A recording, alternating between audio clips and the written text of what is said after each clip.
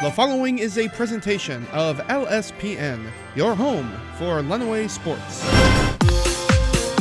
Welcome to the big show. You want to get your score down? Well, we're here at Hantz Golf Club, and we've got PGA professional Ryan Leitner. He's going to teach us everything we need to know about our short game.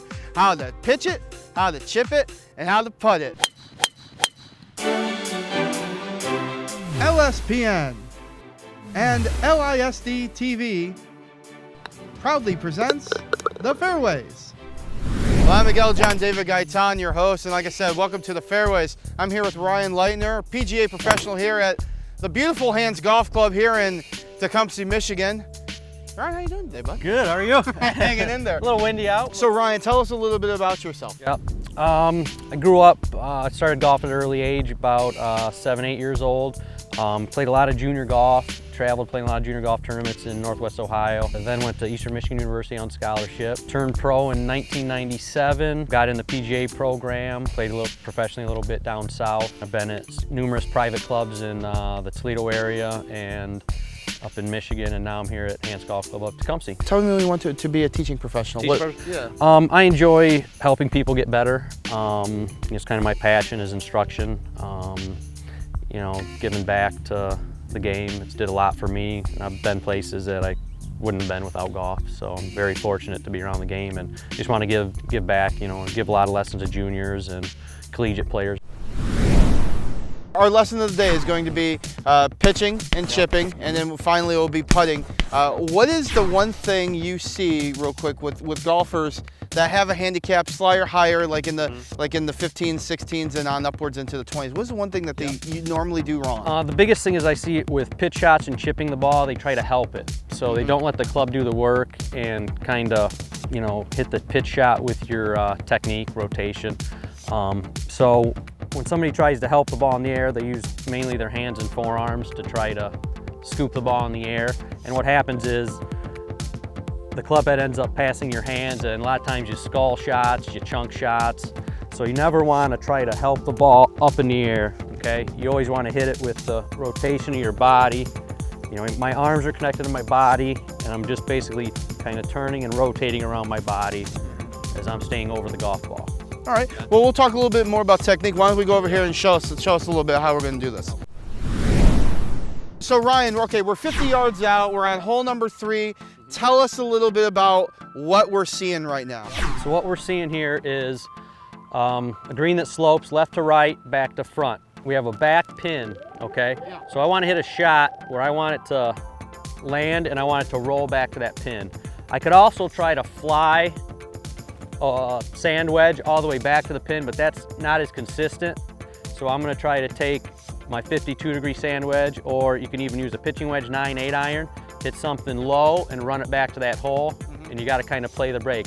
Any shot that comes up short, like 10 feet short of that pin, is going to run down 30 feet. Many amateurs, a common fault is they try to help it up in the air, and it looks something like this. And they don't use much of their body, their rotation, so when they try to help it with just their hands and arms, they try to scoop, and a lot of times you're going to hit behind it. Chunk shots, skull shots. We've all done it. You just described my game. Yep. Right there. Right? I always, every single time I try, I always lift up. I try to scoop it up and over. And you're saying that's a no-no. We shouldn't be doing that. Correct. And so I'll start here, and we're going to start with just some fundamentals, a technique of how to hit a proper pitch shot. So since it's not a full swing, I'm not taking this big backswing, big shoulder hip turn. Right. So I got to change my setup a little bit. And how I do that is I'm going to get a little closer to the ball, more over, so I want to be more on top of the golf ball, okay? Because I want an angle of attack. I have to be able to hit down. Remember, you have to hit down on the golf ball to get it to go up in the air.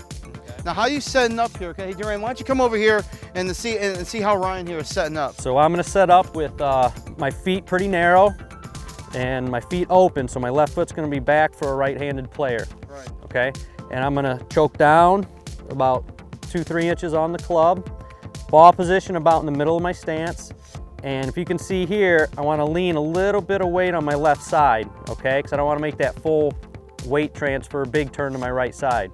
So I want to stay over the ball, a little lean to my left side. Now my chest is over top of the golf ball, and my head is right over the ball. So there I can make a nice chip, pitch, and hit down and through the shot, okay? And remember, my arms are connected to my body, and I wanna use a little bit of wrist hinge with my arms swinging with my body. As you can see, I'm using my core to hit this shot. My core, arms, everything's staying very solid over the golf ball. I'm not trying to lift it up.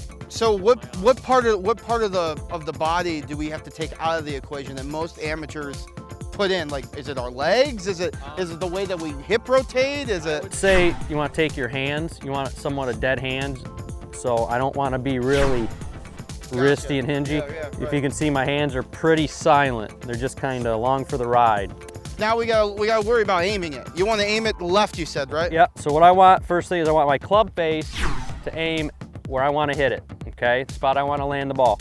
Then I'm going to get my body set up parallel to that. So my feet, shoulders, and hips are going to be left of where my intended target is. And that's very important too. If I aim my body line, feet, shoulders, and hips at the target, my club face is going to be aimed well right. I'm going to have to manipulate the club face to hit it to my target. So basically, where your aim is not exactly where the ball is going to go. You got to adjust. Alignment is always your parallel to your target. So my club face is at my target. My feet, shoulders, and hips are parallel to that. So that will be left of the target. I speak for a bunch of amateurs out there. Distance control, man. I especially with me, I'm always short.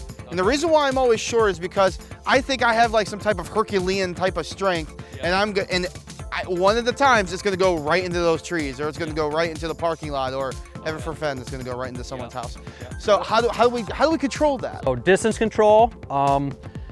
Think of the length of your backswing, and one thing we always want to do is accelerate through impact. Okay, so you've heard the term deceleration. So that happens if I have my 50-yard shot here. If I would take a backswing for a 100-yard shot, I have to decelerate through impact, and a lot of bad things happen. That's when a lot of mishits occur. So I would always, think of a clock. If I have a 50-yard shot, and you just take some practice and get some reps in. So I might go to 3 o'clock, turn through it, face my target. So if I want to hit a 60-yard shot, I'm going to go a little higher than 3 o'clock, but I'm still accelerating. And I would always rather err on a shorter backswing with more acceleration, because you're going to make better contact and hit better shots. Getting through fast seems like my body seems like it's going to do something wrong because I'm going quicker than it should. Is there a way to get the tempo right if you want to do like the 1/1000, 2/1000 type of thing, or is it always, or is your tempo you're saying going to be 1/1000 and then get going? Yeah, I would say, that's good. You can use that. A 1-2, 1-2. You want to be too quick, or too slow. So just so tempo is key also. Yep. So nice and fluid. I don't want to be real choppy at it, or So just think nice and fluid, smooth, and let your body do the work. Don't try to help it. You can see how smooth and rhythmic that is. Okay. All right, Ryan. So we've got to the fringe of the green. Now, coming up after the break, we're going to show you how to get to that fringe and sink that chip shot. And we're going to tell you that maybe that 8 or 9 iron in the bag you probably could use for something else rather than being 100 or 120 yards out. You're watching the Fairways. We'll be back in 2. You know what, guys? There's a lot of tree branches and dry brush over here. We should probably move the bonfire over there.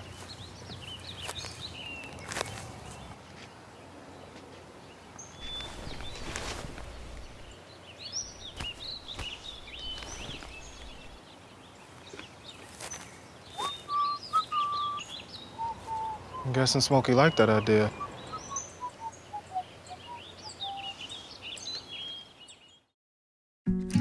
If you want to be a parent, it doesn't matter how you play, what you wear,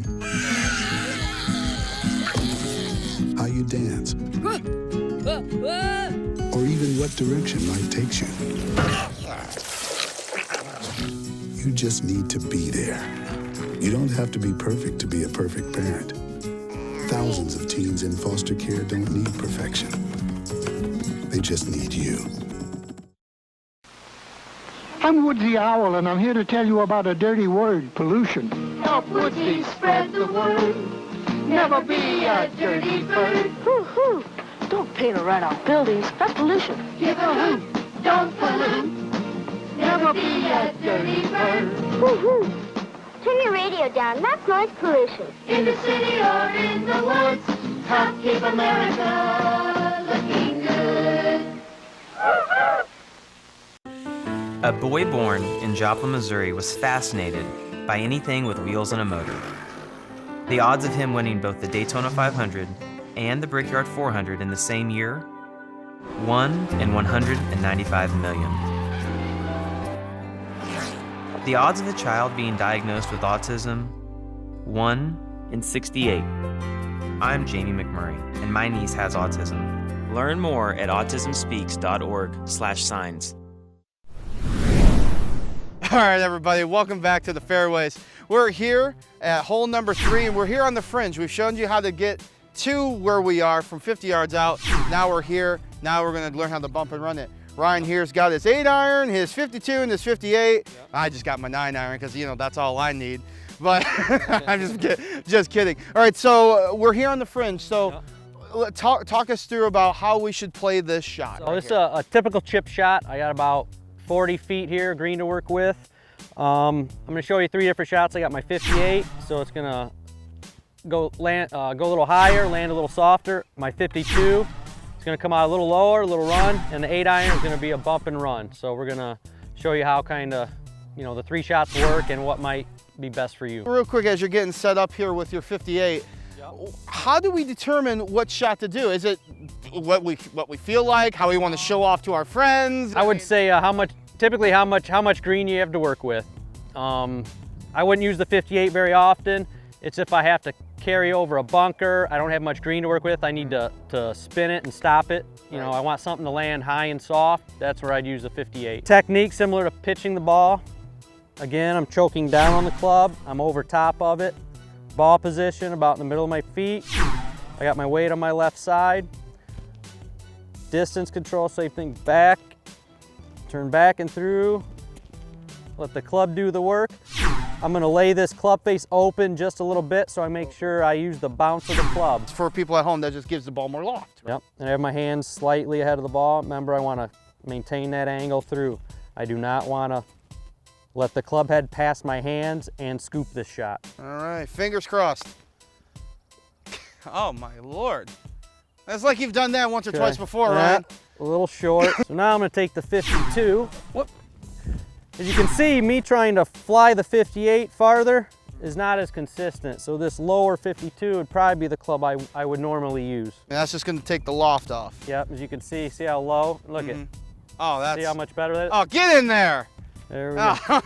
So for people at home who might not have a 52 in their bag, or they might, if you know, it's just probably named differently. What is a 52 usually named? It's a gap wedge. It's a gap wedge. Yep. Okay.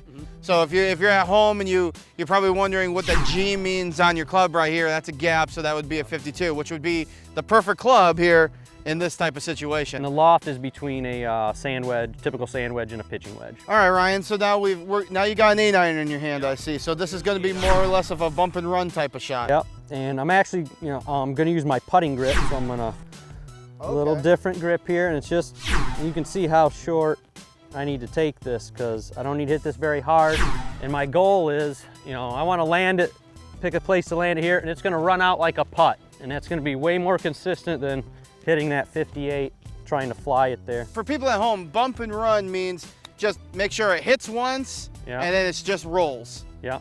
That's all you really want to do. You want to get the ball to hit maybe once or twice and just trundle or just run like roll a putt itself to the hole. Yep. Roll itself right to the hole. You can see this doesn't, my hands are very solid, and this is not taking much energy. And this is, you would think this would be most like an old school way of doing it from here. I know Arnie Palmer liked to do this a lot. Yep, absolutely. My grandfather actually, when he was teaching me how to golf when I was 5, I would always try to get, well, I was 5, so I get my 5-iron or 4-iron out here, and of course he would throw that away and be like, this 9-iron or 8-iron is the only thing you'll need, and that's how he grew. That's how he grew up doing it from this type. You have a lot of green, and they used to have. I heard of chippers before. By, you know, a chipper, same deal. Get the ball running. You have a lot of green work. It's just much more consistent. You see those 2 shots there.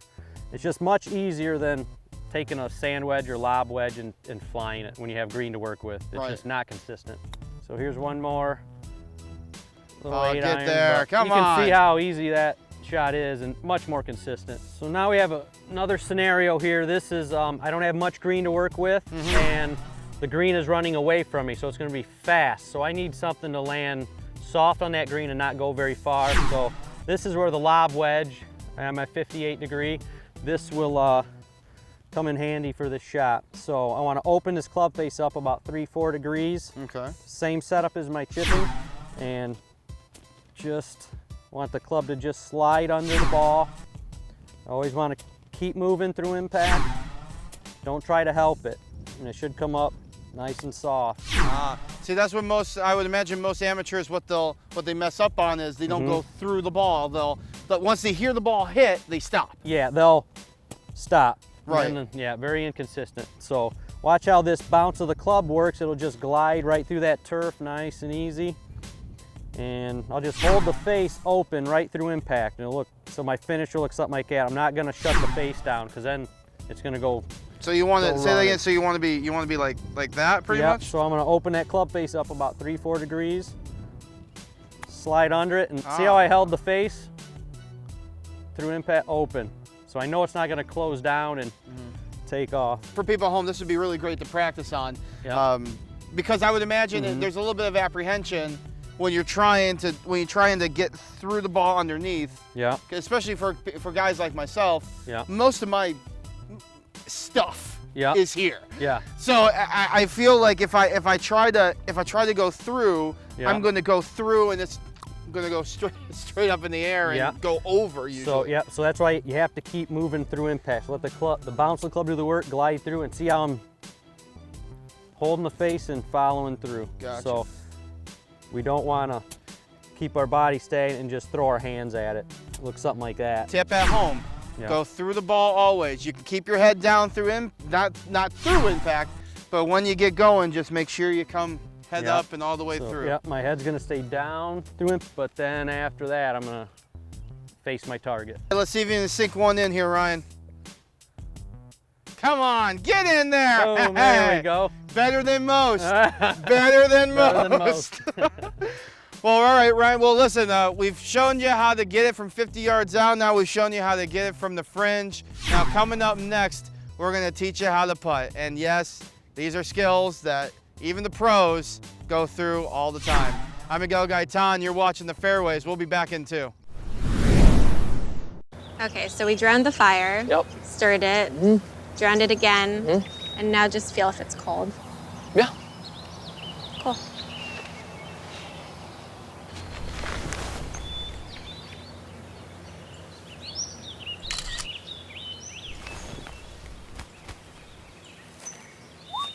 Smokey just gave me a bear hug. I know. Already posted it.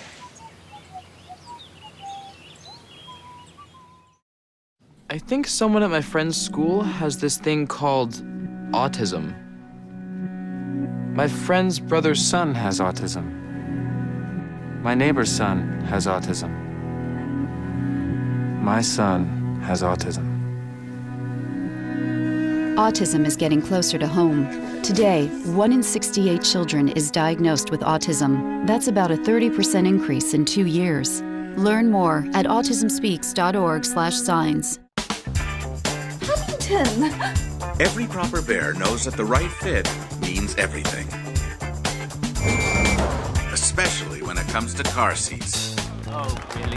I just did what any bear would do. So know for sure that your child is in the right car seat for their age and size. I like it. To learn more, visit safercar.gov/the-right-seat. Oh, hello there. Oh, where's that bear? Right, mi cariño. So like I said, everything I learned about cooking, I learned from Grandma's empanadas. Shall we go again? Yep. Mix beef with the onions with the peppers with the paprika the garlic with the oregano with the cumin. Got it? Got it. Throw in the olives, stir, season, stir again, pour out the flour, roll out the dough, make a circle, drop in a fistful of filling, fold over, press down, and ta-da! Most parenting is hard to do in just 2 minutes. But 2 minutes twice a day making sure they brush is easier, and it could help save them from a lifetime of tooth pain. All right, welcome back to the Fairways. We're here at hole number 3, and we're here on the green finally, which means we can finally take off this glove, and we're gonna learn how to read it, roll it, and hole it. Like they say on the pros, you drive for show. Putt for dough. And you putt for dough, that's right. So talk us through a little bit about the techniques of not only getting it in the hole, but there's some setup that's involved here. Yeah. So reading the green, first thing I want to do is get between the hole and my ball, and I want to kind of crouch down and just kind of see the contour of the green here. And once I figure that out, I want to pick a spot where I want to aim. So I actually draw a black line on my golf ball just to help as visual aid, and what I'll do is get that to line up where I want to go. And you try to do all this when your playing partners are doing their thing, and because it can slow up play. How about to say, yeah, talk to us about that real quick. Normal play is 4 hours for 18, is that correct? Yeah, pretty standard. This is where pace of play kind of slows down. Yeah. And in the PGA Tour, there's been some flack about this right now. There's a couple of players that can take about 5.5, 6 hours to do a round. So I'll usually kind of start reading my putt as I'm coming up to the green, and while my playing partners, competitors are doing their thing, I'll actually start looking at, trying to read the putt ahead of time, so it'll just pick up the pace of play. Yeah, it picks up the pace of play, which is almost, you could say, is golf etiquette type of thing. Correct. You've got people that are going to be behind you. They're probably on their approach as you're trying to finish up and clean up a putt. So when it's my turn to putt, I'll pretty much already have it lined up, or I'll just put my ball where the mark was, line it up, and then I usually want to address the ball. I want to take, you want to have the same routine. Mine is I'll, up next to the ball, and I'll take 2 practice strokes to try to mimic the distance in my stroke, mimic the putt I'm going to hit, okay? And once I do that, a good setup over the ball. I always want my eye line to be over top of that golf ball. Couple looks and then go. Just like that, right? Yep. Just that easy. Now talk to me a little bit about the grip that you're using. Duran, I want you to come over here and show the people at home this grip. This is kind of unorthodox for a right-hander. Yep. It's very common. It's a cross-hand grip. I went to it in college because I get a little bit handsy, a little wristy, especially under pressure.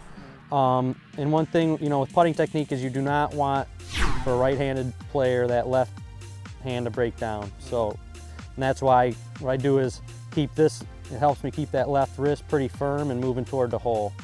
So I'm not going to get. So so basically you're almost kind of, okay, so you're just penduluming it. Yep. Pretty much. Yep. So, the engine of a putting stroke should be your, shoulders doing the work. If I just use my wrist, it's very inconsistent. It looks something like this. So even conventional, you just want to see how my shoulders are kind of the engine. My hands are doing very little. My hands are pretty silent. When you start using your hands as the engine of your putting stroke, it's not very consistent. Show us how you're lining it up, but when you come to address it, is there a certain type of stance you do? Because I've seen people almost have their feet together. I've seen people widen out all the way. Putting is a lot of personal preference and comfort. So, a lot of Jack Nicklaus had a pretty unorthodox, Arnold Palmer. So Arnold Palmer had the wrist hinge, right? Yeah. He always used to do one of these. Yeah, and the reason they had their strokes were more kind of a wrist pop back then is because greens were very slow. They didn't roll like they did today, so they had to put a lot more effort to get the ball there. Talk to me a little bit about, we've just shown everybody how to approach it, how to chip it, how to putt it. How crucial is a short game to an average player's golf game? That's where your scoring comes in. Your scoring clubs, you're 100 yards and in. If you can, get more consistent, 100 yards and in, your scores will lower.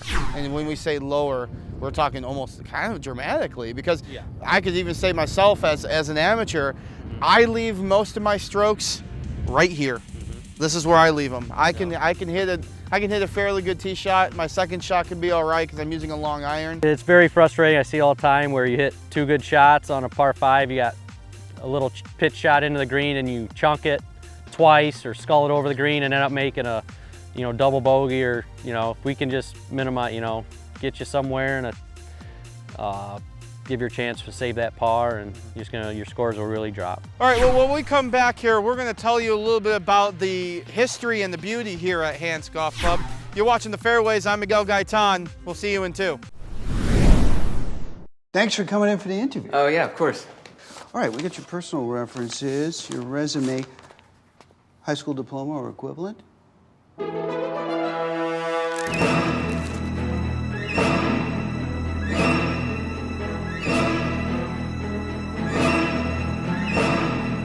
Skip the drama. Get your diploma. Yes, it's right there. Great.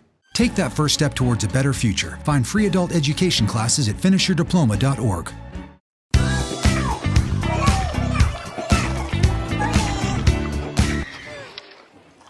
Looks like it's done.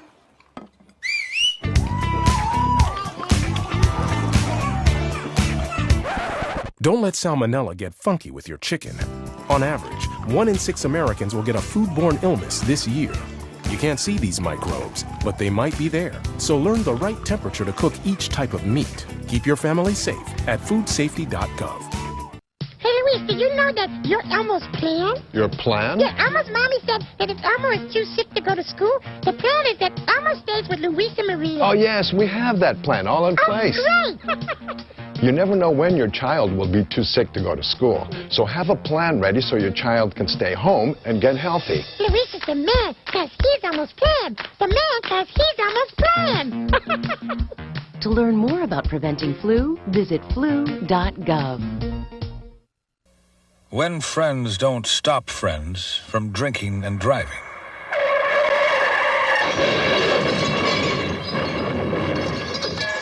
Friends die from drinking and driving.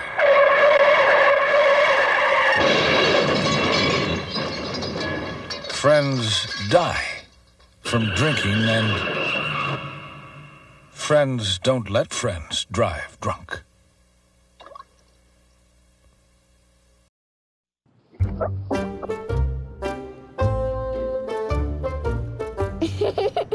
Sometimes all it takes to be a dad is remembering how to be a kid again. Take time to be a dad today. Welcome back to the Fairways. I'm your host, Miguel Gaytán, alongside Ryan Leitner, and we're here at picturesque hole number 9 here at Hantz Golf Club. Tell me a little bit about Hantz Golf Club. How did it come to be? It was formerly Tecumseh Country Club. It was built in 1948 by Leo Bishop. He has a handful of courses in the Detroit area. We're known for our greens. We have some of the best conditioned greens in the state, and they're very quick. They roll true and fast. Any type of renovations that have happened since then? Yeah, Mr. Hantz took over in Hantz Group in 2011. We added 5 new back tees, so it did need some length with today's technology and how far the ball flies. Right. We needed to lengthen the course, and we did. So we're up close to 6,900 yards. We'll walk over here. Now there's a little hidden gem here at hole number 9 that you see. It's not just how tough it is, but it's how scenic it is. Duran, take a look at this. This is number 9. This is what's staring you in the face at the tee shot. Not only do you have to get it, not only do you have to hit a good tee shot, but you got to get it over water hazard. But that is just beautiful to see as you're taking a turn.